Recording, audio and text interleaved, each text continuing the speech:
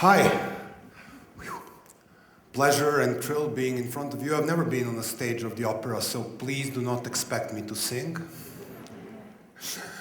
Today's presentation is going to be about a thing we call Laughtivism. And I hope, is this working? Oh, wow. Well, we all know about the hacktivism and about the clicktivism, which is like, with a click of the mouse, you can save the world. But today we want to explore a little bit about the power and humor and creativity and how this can change society. And yes, I assume we all love jokes, but what the jokes do have to do with the revolutions and how this thing is related, well, this is what this story is all about. For centuries now, the social scientists are talking about one thing: conditions. So they are looking at the social change, they are looking at the revolutions, and they say, you need this big percent of educated people to have the revolutions. Oh, you will never have a revolution if the people are living in the villages. Oh, you will never have a revolution if people are too happy or too well paid. Conditions, conditions, conditions.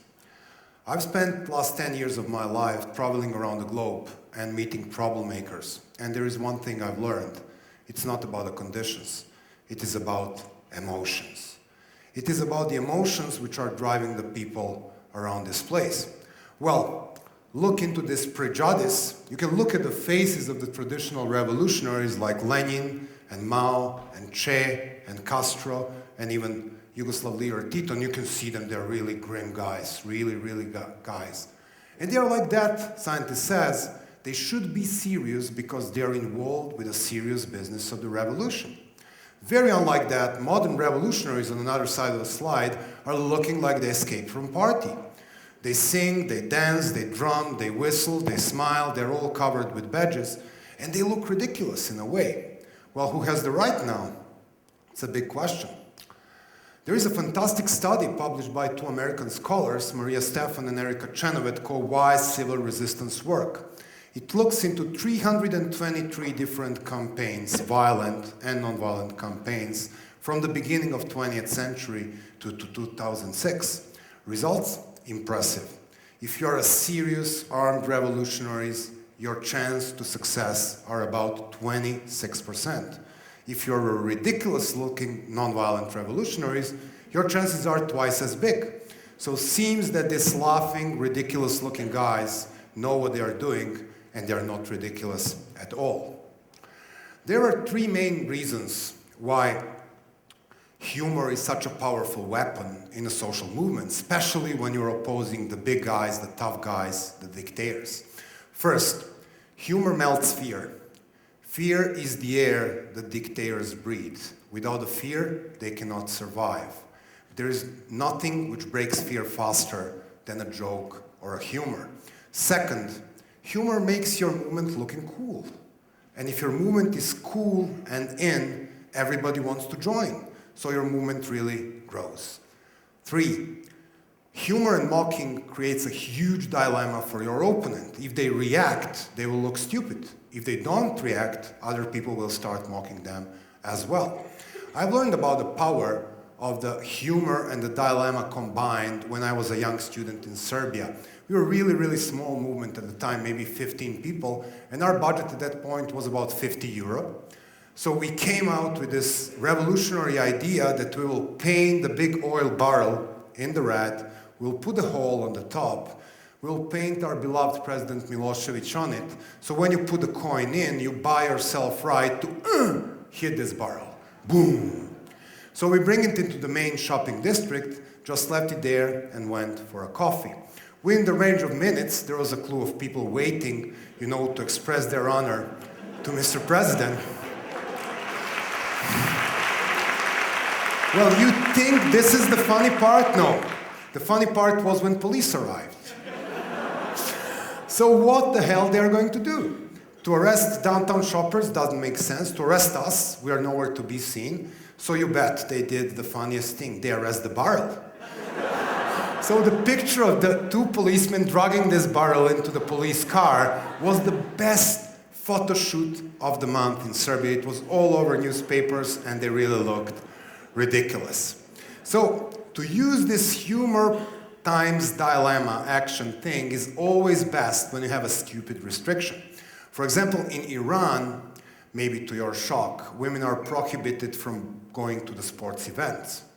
But women love sports in Iran, like everywhere else. So what happens when the group of brave women disguise themselves as a man and smuggle themselves to the decisive match for a World Cup between Iran and Bahrain? And even worse, they sit on a straight place where every single shot of camera will cover them. So what happens is that what the government will do. They will come in, interrupt the match, arrest these women, create international scandal, or they will leave them sit there and give the example to others, so maybe they will go to the football match. Well, Iranian editor Jafar Panahi made a movement about this. It's very good. It's called Offside. It earned him international glory, but until then, he's in house arrest. So one big applause for brave Iranian movement.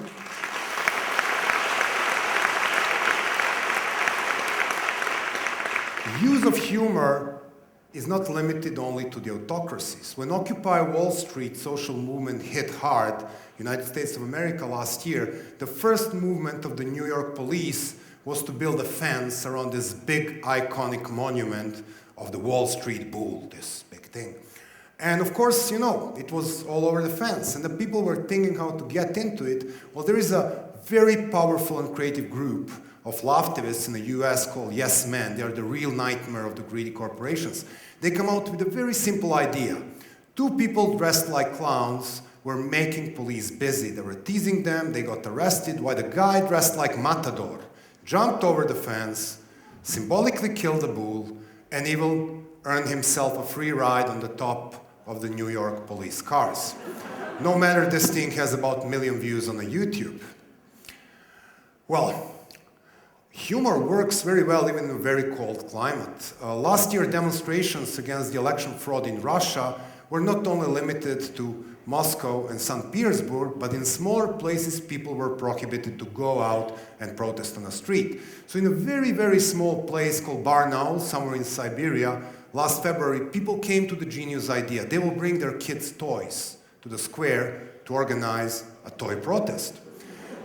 It all went fine day one, and everybody was having fun, and even you could see the policemen taking photos with their cell phones. And then the thing went on YouTube, and then it went viral. And then somebody was very unhappy in Kremlin, I assume, and somebody picked up the phone and said, "You need to stop this thing." So when they filed for their toy protest tomorrow, the protesters from Barnaul got official paper from the police saying that protest of 100 Kinder Surprise toys, 100 Lego people, 20 model soldiers, and 10 toy cars is banned because the toys are not citizens of Russia. They're made in China.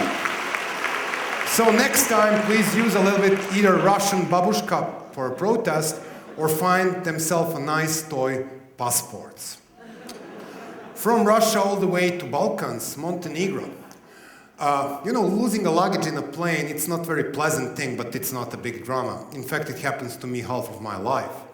When you lose the last clean pair of underwear in that luggage, it's a bit unpleasant.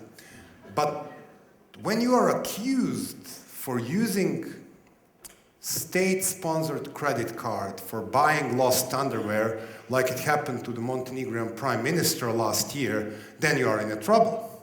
So what happens next, you can see on the screen. Anti-corruption group organizes a protest in front of the government, collects a lot of the spare underwear, gives a pair to every minister just in case that they can lose their luggage. They have one spare pair. Picture says more than 1,000 words. There are tough places of this world, and one of the toughest places of this world in this particular moment is Syria, where people are dying for more than a year. But that, however, didn't prevent a group of 4 Syrians to come out with their own version of spitting image. Go on YouTube and look at a thing called Top Gun, which mimics the situation on a Syrian court and really pisses the government off. Despite all of the bombings and the violence, the people have found their spirit And there are Syrians who still believe in a humor and a non-violent struggle. 2 thumbs up for these guys.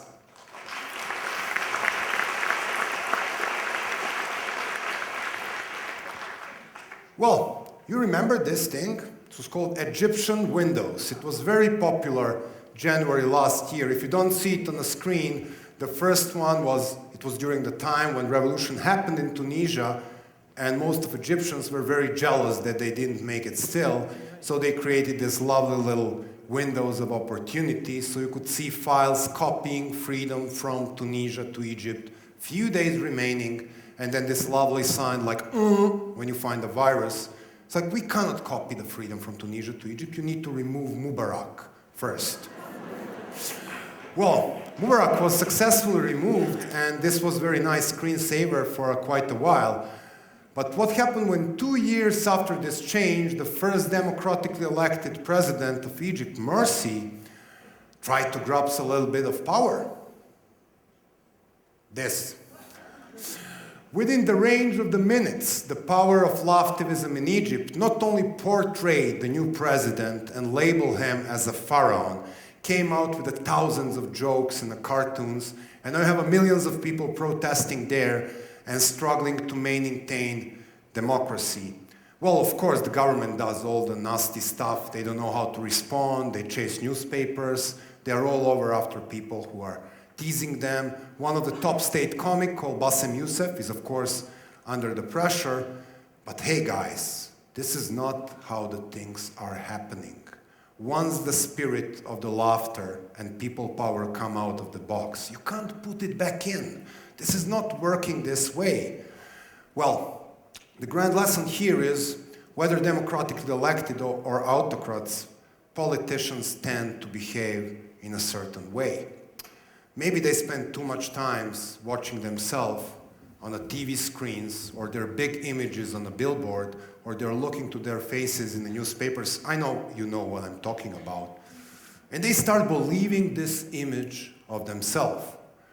The people power, and specifically humor and Laughtivism, are there to help common people, put them back to their senses, and to empower common people. There are so many creative, cool, and humorous ways to fight for democracy, human rights, and against the corruption.